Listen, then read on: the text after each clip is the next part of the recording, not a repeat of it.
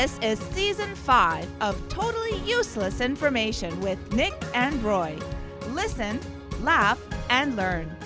This week on the show, dreams and what they really mean, useless money information, we could use more of it, and useless history information. Plus, we'll open up the mailbag and the headline from news from around the world. Farting fiancé is flabbergasted. Totally useless information. It's everything you never needed to know. Welcome to episode number 19, back to the fourth grade.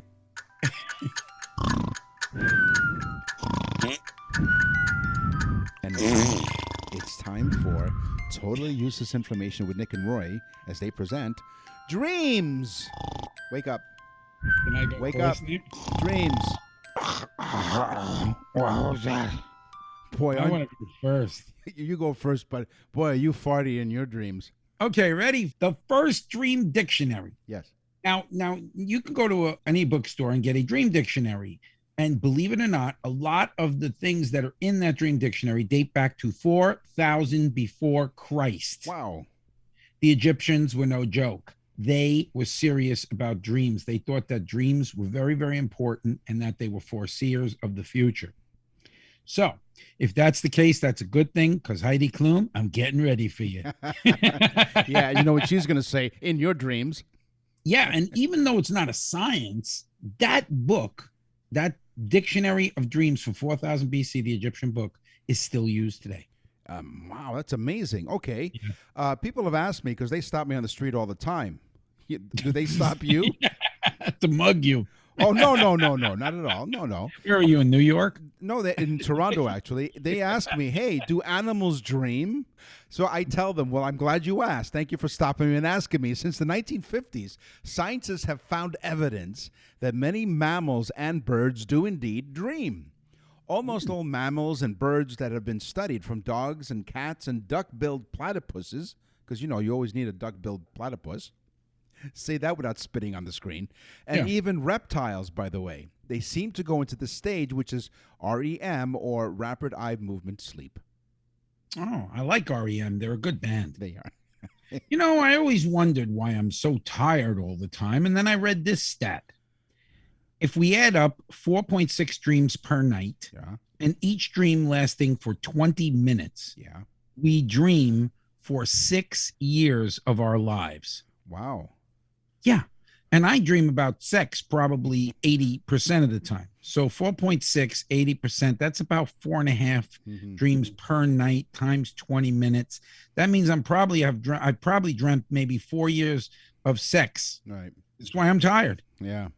Again, in your dreams. Yeah. And I feel bad for Heidi Klum. She must be tired too. She must. When you said you were tired from dreaming, I thought you were going to tell me that. Last night I dreamt I was a muffler. This morning I woke up exhausted. Dreams can be a sign of underlying stress or anxiety, or listening to this program. Exactly. One of the most interesting findings about dreams is that many people experience them similarly. I mean, if you've ever experienced this, and think about it, that you're on the brink of sleep and had that dream of falling just as you're about to fall asleep, you're not alone. Many people report that dreams are falling. They're dreaming of falling, being naked in public, and losing their teeth. Yeah. That would bring on anxiety. Mm-hmm. I've dreamt that I was toothless, naked, and falling. Is that a problem? Yeah. I was naked and I fell and my dentures fell out. While someone was asking me if animals can dream.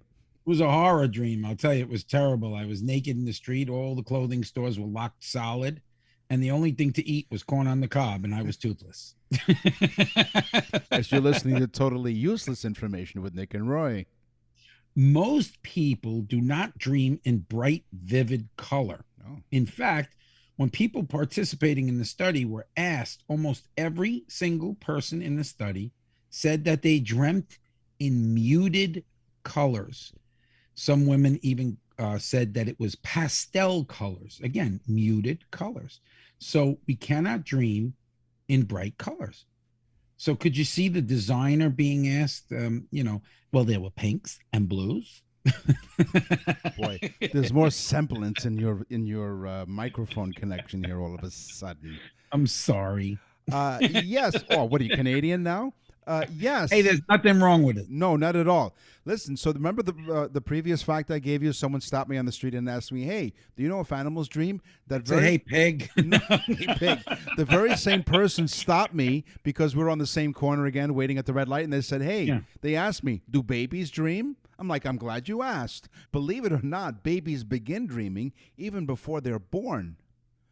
During REM sleep, their eyes do move back and forth, just like an adult's eyes do. Some scientists believe that the fetuses dream while they're sleeping.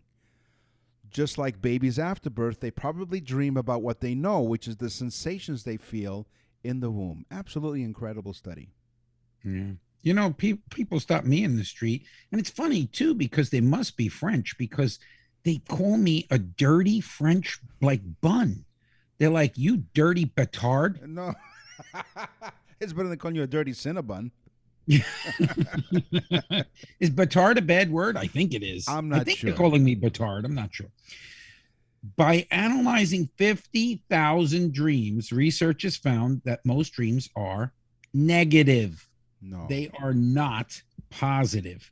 They contain negative emotions, anxieties, frustrations, and above all, definite high stress levels. Told you. I told Okay. you. Right? So basically, dreams are exactly like marriage, only you're asleep.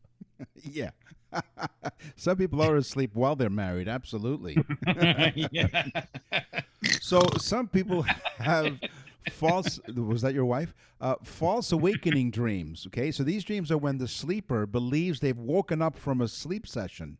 Now, Ted Wallachin is a friend of ours, a friend of the show. In fact, we were on his radio show, and he had this saying where he said, "Have you ever dreamt that you're awake?" Ted Wallachin has his own podcast. So after you finish listening to our podcast, go to the Ted Wallachin podcast, and he has some great interviews there. So thank you, He's Ted. cool. So this is basically the same thing, that you've woken up. Are you from throwing names around, Nick? Not at all. I'm not throwing names You're a around. bragger. You're a one-upper. Yeah, one up or yours. So the sleeper, the sleeper, you believe that you've been woken up from a sleep session while you're in the middle of the dream. So you're dreaming that you're awake. Yeah, how does this sound? Totally useless information with Ted and Roy. No. No, doesn't have the same thing. You only know him for 40 days. You know me for 40 years. False awakening dreams are a hybrid state that overlaps with wakefulness and sleep. So you can do a little bit of both. Yeah. Exactly. As you're listening. So now that we've woken you up, we're not woke, we woke you up. As you're listening to Totally... It's a woke show. It is. We woke you up. Could you imagine having a morning show? We woke you up every day. You're listening to Totally Useless Information with Nick and Roy. Wall Street, Bay Street, NASDAQ, Hang Seng, loonies, toonies, dollars, and yens. This is On the Money with Nick and Roy. Yeah, so this is one of our brand new topics, which is on the money, and we have a business proposition for you businesses out there, so stay tuned for that. But let me tell you that the largest bill to go into circulation in the United States was a $10,000 note. The U.S. government once decided to produce higher denominations of bills, for whatever reason. That's why there were banknotes of $500, $1,000, and even a $5,000 banknote. But the largest note ever issued for public circulation was a $10,000 bill, which featured a portrait of Salmon P. Chase. I love salmon, don't you? I had it today. A little bit of smoked salmon and lox. It was very nice for the schmear. Buddy, you're making fun of me? Not at all, Mr. Schmier. So Salmon P. Chase was the Secretary of the Treasury from 1861 to 1864. The bill was taken out of circulation because not so many people were using it. Gee, really? Yeah. Yeah. We spoke about plastic Canadian money last time. That's right. And on the money topic. So let's talk about U.S. currency. Our paper dollar bills are not paper at all. No? In fact, no, they're 75% cotton, 25% linen. That's what they're made out of today. There is no paper in them at all. Yeah, 75% cotton, 25% linen. In fact, during Ben Franklin's day, there was so much more linen in the dollar bill that people would actually sew dollars together that got ripped. Oh, So it was not uncommon to take a dollar bill that had actual stitching on it. so did they come with washing instructions? Wash in cold water only and tumble low. Yeah, I guess like some people, they pulled out their wad and they had a really big wad, and other ones had a little one. And then Yeah, big wads and little wads. Yeah. yeah, exactly. Yeah. Yeah. And then there's a guy named Richard Wad. Yeah. Oh, yes, of course. A U.S. dollar bill. Now, we don't have dollar bills up here in Canada. We have loonies and toonies, which we talked about in the very first installment of On the Money. We have dollar coins and $2 coins. So in the United States, you have the $1 bill. Each bill weighs 1 gram, and you need 454 of those bills to equal 1 pound. Ooh. Okay? If you have $1 million in singles, it'll weigh over a ton. That's crazy. A suitcase of $1 million, and Roy and I always walk around with suitcases. Mm-hmm. Yeah. Sure. Basically, what we're saying is we have a lot of baggage. Anyway, Yeah, someplace you got to put your money. I mean, really, honestly. exactly. A suitcase of $1 million in $100 bills weighs 20 pounds. Yes, it weighs 20. Well, ours actually weighs 21 because there's the $1 million in the bills, and then there's the pound of smoked salmon. Right. Absolutely, of course. I love this one. What happens to all the old money in the United States? Sometimes you go in the bank and you'll have a tear in a dollar, Right. and they literally give you a new dollar and they take that dollar back. It then goes into a bag, I guess, for uncirculation. It's no longer circulated. Right. So what do we do with them? So a lot of people say they get burnt and all this stuff. That is not true at all. Oh, you heard We it. trash them. Oh, In fact, we compost and mulch them. really? Or we believe they get mulched anyway. They actually go to a farm in Delaware. Now, I don't want to be a conspiracy theorist, but Joe Biden, the president of the United States, Yeah. was the senator from Delaware. Well, you talked about how it's made out of linen, so you do want to wash your money because the money can get dirty. Sure, especially if you're wearing it. Is that a $5 bill you're wearing? Are you happy to see me? Yeah, exactly. No wonder George Washington was smiling on the $1 bill. See how I recovered that? After World I like War that. after World War I, hyperinflation wreaked havoc. How was World War I, Nick? I know you were Oh, there. come on. Listen, you shouldn't talk. You are 2 months older than I am. I am. And I said But that I in your- never said I wasn't watching World War One. I so know. And you're the denier, Nick. And I told you that in your good ear. After World War After World War I, hyperinflation wreaked havoc on the German currency, causing it to lose almost all of its value. Did it reek or wreck it? It wrecked it. Well, it reeked it. No, Erected it? No. They got really excited. No, hyperinflation, and it wrecked havoc. Wouldn't it be reeked? No, it reeks if it smells. Anyway, it lost most of its value is what we're trying to say. At least I'm trying to say that. As a result, they would give the money to the kids to play with, and many Germans used the paper as wallpaper. Yeah, because of the hyperinflation. Exactly. Yeah, that was called the Weimar Republic. That was crazy.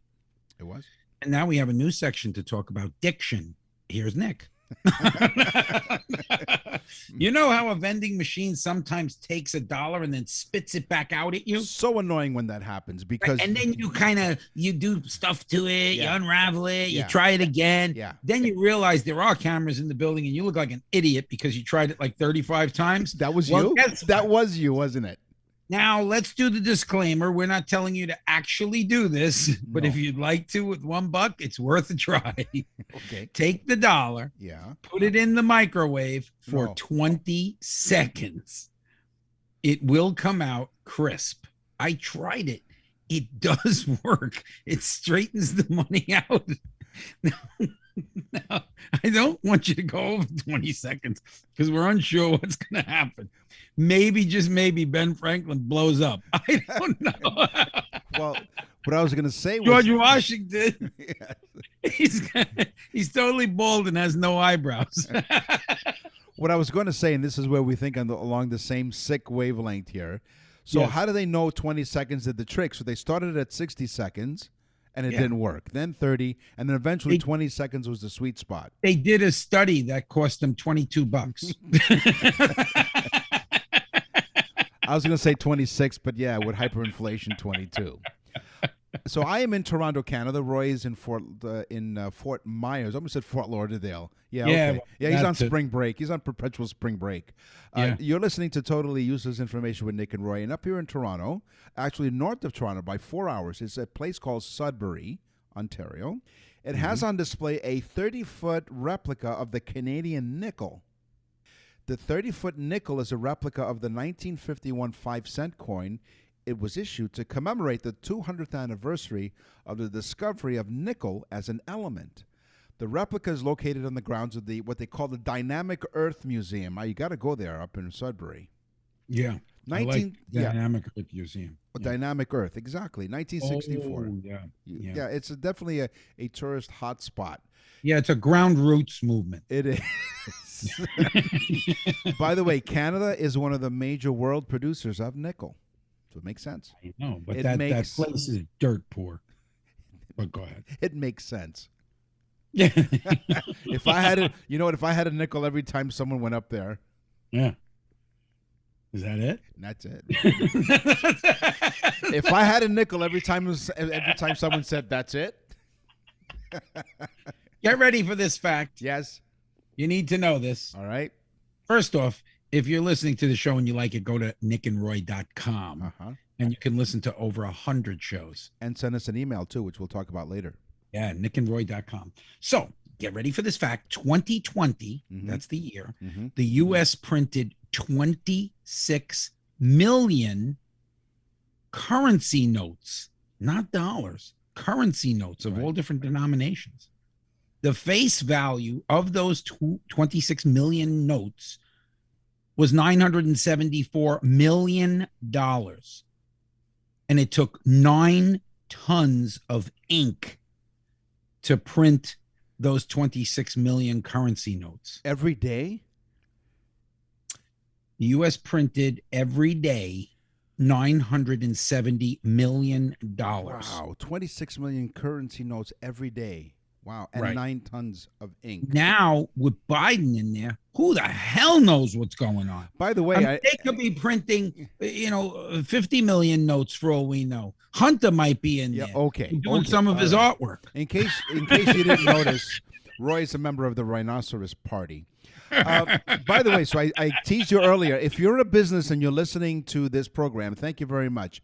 And you have a very clever name for your business, we'd like for you to reach out. Go to nickandroy.com, click on Contact Us, and you send us your clever and unique business name, and we'll put you on the show free of charge. We'll give you a free business listing right here on Totally Useless Information with Nick and Roy in our On the Money segment. Why For are we doing example, that? Why are we giving it away? no, because Is it people because we're that nice, Nick? we're that nice. So, for example, up here in Toronto, there's a tennis store called The Merchant of Tennis. Quite clever. Oh, cool. Yeah. And one that our friend Jay Glinsky from Columbus High School, he sent me this meme. It said, it's a furniture store, and it's the Shack of Sit. I love that. So if you have a clever and unique business name, email us at nickandroy.com, contact us, and we'll put you on the show. And you're listening to Totally Useless Information with Nick and Roy. Happened today is history. What happens tomorrow is history. Yeah, In that order, yes. yeah. Mm. The Russians know how to party. When World War II ended, the streets broke out in parties in the Soviet Union. Every block, there was a big party. Russia has a national reserve, like you guys in Canada have the National Maple Syrup Reserve. Absolutely. Because vodka is such a big export for them, they have the National Vodka Reserves Oh. and have had it for 100 years. It ran out in 22 hours. The entire country was out of vodka. less than one day, they had consumed so much vodka in Russia that the Germans got some guns and took over the entire country. Yes. And handed out German currency to wallpaper their houses. And said, here's an aspirin, you'll be better tomorrow. So up here in Canada, of course, we have a reserve of maple syrup because we tried pouring vodka on pancakes. Didn't taste the same. Didn't taste too good. It's not bad. No. Now, we all remember Cleopatra. Yes. She was a smart... You do. Yeah, I do. Yeah, of course. Yeah, that's all right. All right. One day age will creep up. Cleopatra was so smart, she was fluent in 9 languages. Ancient Greek, ancient Iranian, ancient Parthian, Syriac, it sounds like a disease, but it's not, Ethiopian, Hebrew, Arabic, and troglodyte. 9 different languages. Harvard, Yes. speaking of a quality education, Harvard, Yale, Vassar, and Brown, sounds like a disease. They're the top colleges basically in the country. Yeah. From 1940 to 1970, they required freshmen to pose nude for a photo shoot. Whoa, what? Yes, they said that they were gathering material in a massive study on rickets. Rickets is like a bone disease. Right. You get like a hump in your back, you get bowed legs, So I don't know why they wanted naked pictures of young people, but they did. And they really weren't that good at choosing these wonderful models for their photo shoots. They chose George Bush. They had Hillary Clinton, Meryl Streep. I'll be honest with you, not one of those people that I just mentioned, I really want to see naked. No. Definitely not Hillary Clinton. Meryl Streep, nah, don't want to. Yeah. And George Bush is the devil. Wow. All right. Are you a good speller, by the way? I'm not. I'm Okay. a horrible speller. By the way, here's a bonus useless fact. The word misspelled is one of the most misspelled words in the English language. In fact, I entered a spelling bee one time. You did? And I got thrown out right on in the beginning because I couldn't even spell my name. And it's Roy. R-O, wait, don't tell me. On July 22nd, 1962, NASA was about to make history. They're all excited that champagne was being chilled, right? The Mariner 1 rocket was about to be launched. NASA was about to celebrate one of its highest achievements, and maybe it'll be like one of the project that's going to really get ahead in the space race, right? It would take pictures of Venus and other planets, right? Guess what? Less than 5 minutes into the flight, the Mariner 1 exploded. Wow. And $80 million, poof, went just like that. The root cause for this disaster, a lone omitted hyphen somewhere deep in the hand-transcribed mathematical code caused the explosion. A lone omitted hyphen. One little hyphen in the code And blew the whole thing up. $80 million just like that. You got Canon and Nikon. Well, I had a Mariner camera one time, and I dropped it, and it took a picture of Uranus. It's pronounced Uranus. Uranus. Uranus, yes. Yeah, you're in this with me, let me tell you. Back in the 16th century, it was believed that eating a dead body would cure all diseases. Oh, that's lovely. Yes. Hey, I'll tell you the truth. You cure it, or maybe a little pickling. Can't be so bad. The highest delicacy, though, was not just a dead body. If you could get your hands on a piece of an Egyptian mummy, then you were supposed to be like, you would eat that and you would be healthy for the rest of your life. And you know what song they sang? It tastes like an Egyptian. That song was first written. What was that song that what was his name that he sang? King Tut. Steve Martin, right, on Saturday Night Live. What a nuisance. The Metropolitan Police Act of 1839 criminalized a range of nuisances. For example, knocking on a door and running away, it's a nuisance. Flying kites is a nuisance. Singing obscene ballads is a nuisance. And sliding on ice on the street is a nuisance. Sliding on ice? What if you didn't do that intentionally? I mean, What if, yeah. you saying, like singing a song like, and I told her to shut the front door. Oh, no, you know, okay. Woof. All right.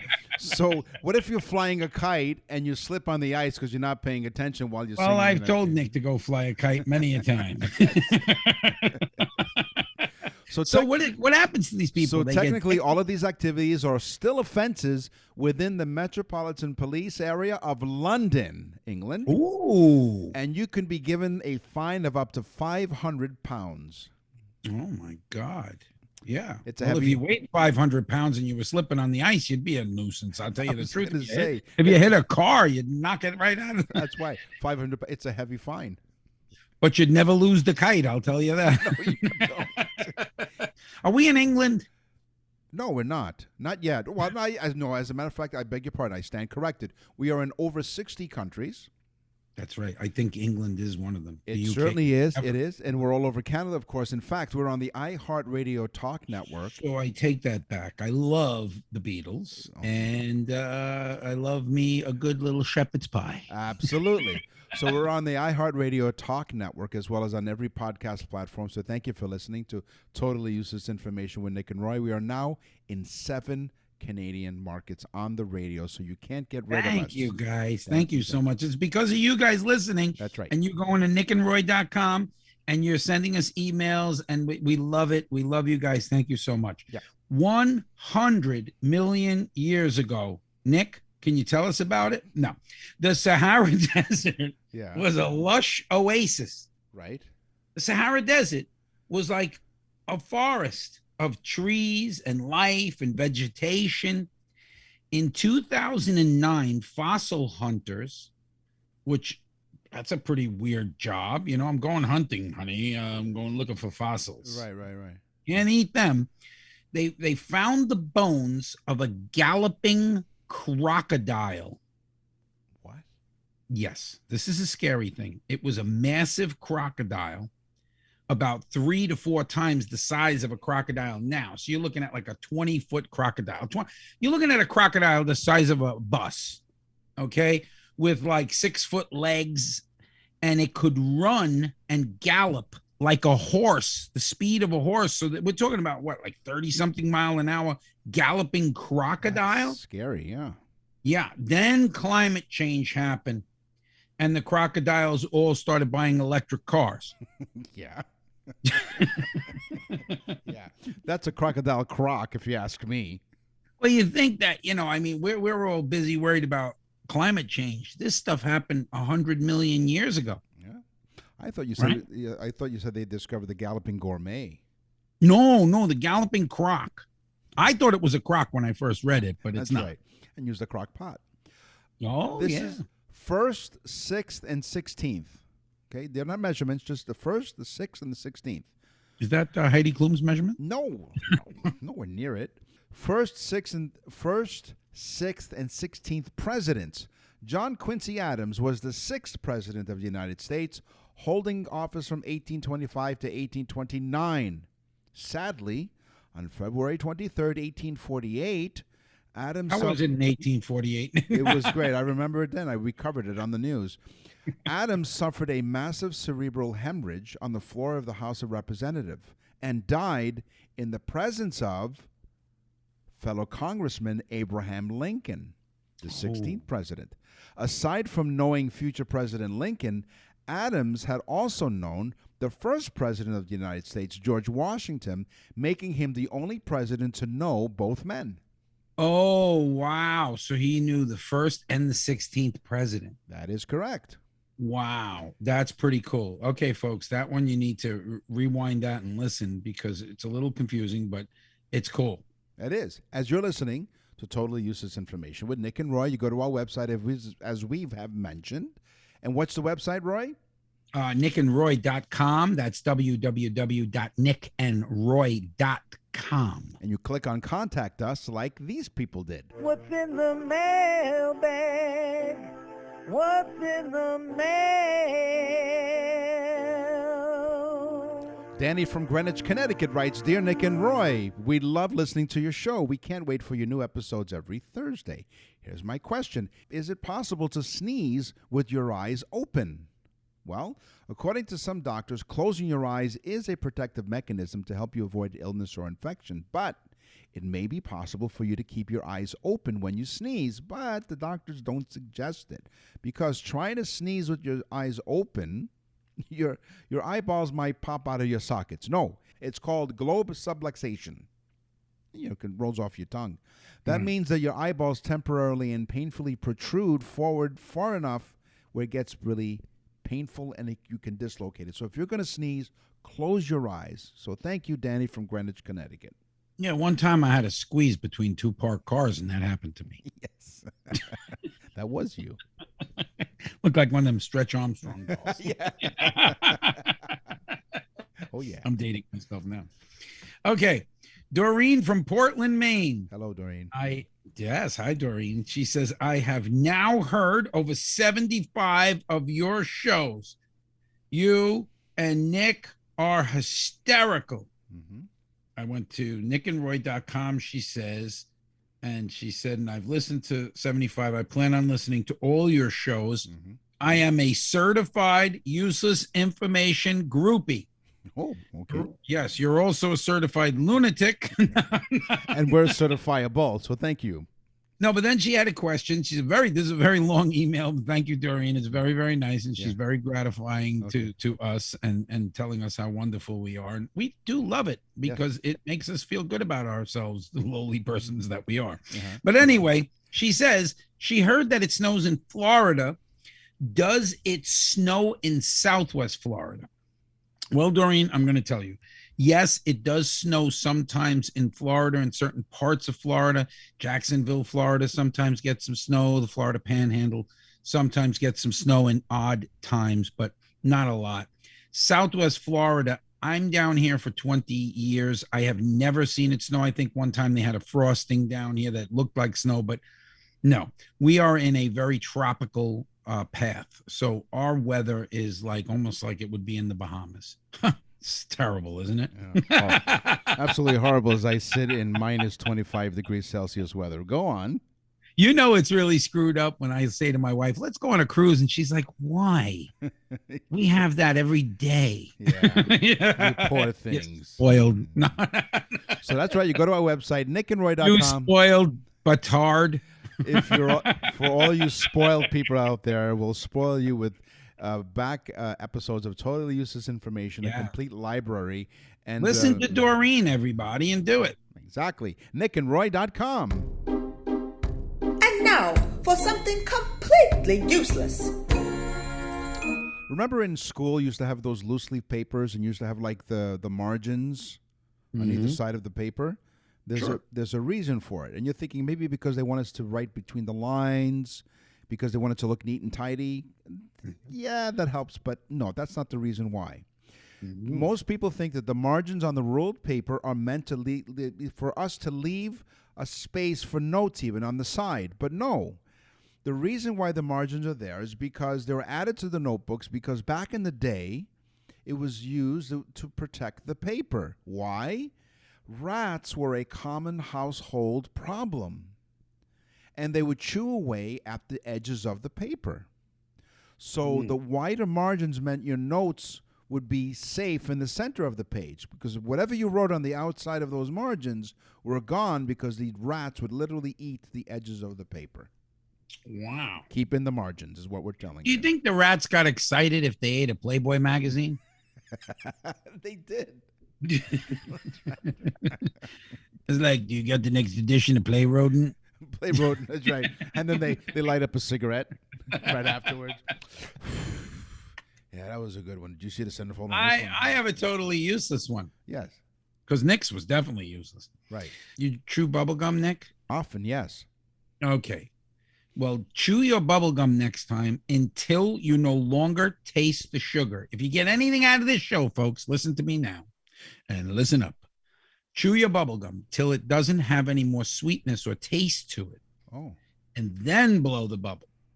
Because the bubblegum, the actual material the bubblegum is made out of, expands to make the bubble. But all the other ingredients like the flavors and the sugars do not expand. So when you put the bubble gum in your mouth first, it doesn't expand very well. It's not until you've ingested all the other materials on that bubble gum that it will blow a nice big bubble. So chew until you don't taste anymore and then blow a bubble. Give that a try while you're microwaving your money. Well, we've come to that part of the show that everyone has loved, and thank you for all of your support on this one. But today on the show, we talked about dreams, we talked about money, and we talked about history. It's time for the news. And now, from around the corner and around the world, this is TUI News. Thinking of selling your farts in a jar? Oh my. Before you let it rip, did you catch wind of how Stephanie Maddow's venture into the gas business resulted in a visit to the hospital? Wait, Stephanie Maddow. She's Yeah. from like 90 She's- Day. What is she from? She's from that TV show 90 Day Fiancé. I've seen her. I saw her. She goes to Australia or something to meet up with some female. She's a lesbian. Right. And a well-read lesbian is a thespian. Right. Now, you may wonder why anyone would buy her farts, because why her farts are special more than anyone else's. Well, she has over 100,000 followers on TikTok and over 375,000 subscribers on her YouTube channel. Does she sell them in little jars? Yes. Why are there so many little jars behind you now? Behind me? Yeah, they're behind me. Well, listen, in order for me to research this... They were behind her, too. I'll tell you that. But go ahead. It's another story. But It was. I was researching for the show, right? Because, we just don't, rip and read. We just don't read everything we see on the internet. No, we research. no, we let 'em rip. As part of it gives no meaning to rip and read. Yeah. Okay, and then jar it. So at some if point... I could make money on that shit, I'm screwing a few jars right now on. Absolutely. At some point, she became a self-described fartrepreneur, which can happen when you pass gas, and it's more of your passion than anything else. Who buys this, Nick? Listen, she was the director of Cuts the Cheese. Okay, Is Now- that the name of the company? Cuts the Cheese? that's what she's self-proclaimed as cutting the cheese. I don't know.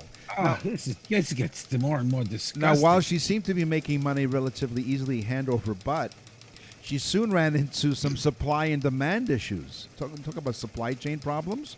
You may not think of farts as a scarce commodity, but especially if your significant other or roommate regularly stinks up the room. Oh, so the roommate's there while she's doing business, so to speak. That's right. Everyone farts, according to the United Kingdom. But she's not really good at what she does because, see, if you could smell it in the room, she's wasting a lot of it. It belongs in the jar. The average is 5 to 15 times a day is the average that people fart. This made me enough. Not me. Sometimes I fart 200-300 times a day. Well, I boy. farted right now. You couldn't hear it. No. Wait, hold Oh, on. I'll move boy. the microphone. Okay. There you go. I just made $10. Classic. She was producing up to 50 fart jars a week, Oh, no. and that's quite a lot of flatulence. Well, Yeah, she probably hurt herself. yeah, so apparently Maddow changed her diet to give her body more gas, Uh-huh.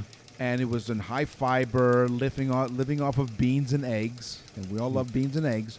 When she realized that consuming protein shakes and it would make her farts smell worse, she added them to the mix. Oh, that'll do you in. What Absolutely. she should have did is she should get out of that business and become an analyst.